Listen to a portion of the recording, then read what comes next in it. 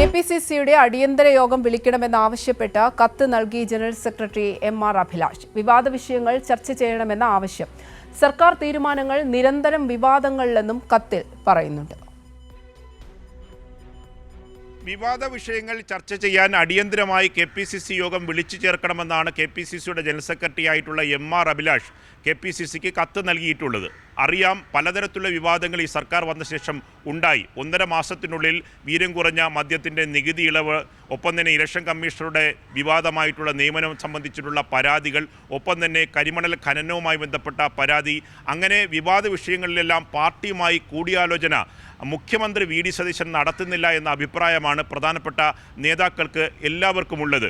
നിരന്തരം പാർട്ടിയെ വിവാദത്തിൽപ്പെടുത്തുന്നു. ഇക്കാര്യത്തിൽ പാർട്ടിയുടെ നയം എന്താണ് എന്ന ആശയക്കുഴപ്പം പാർട്ടി നേതാക്കളും അണികളും അനുഭവിക്കുന്നുണ്ട് എന്നതാണ് എം.ആർ. അഭിലാഷ് അടക്കമുള്ള നേതാക്കൾ ആവശ്യപ്പെടുന്നത്. നേരത്തെ തന്നെ കെപിസിസി ജനറൽ സെക്രട്ടറി ആയിട്ടുള്ള PM നിയാസ് ഇക്കാര്യത്തിൽ പരസ്യമായ നിലപാടുമായി രംഗത്തെത്തിയിരുന്നു. അദ്ദേഹം പാർട്ടി ദേശീയ നേതൃത്വത്തെ അറിയിച്ചതാണ്.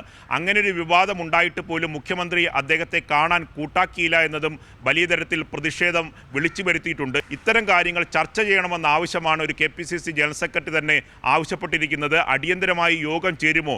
ഇക്കാര്യത്തിൽ മുഖ്യമന്ത്രി തൻ്റെ അഭിപ്രായം എങ്ങനെയാണ് വ്യക്തമാക്കുക എന്ന കാര്യങ്ങൾ കാത്തിരുന്ന് കാണേണ്ടതാണ്.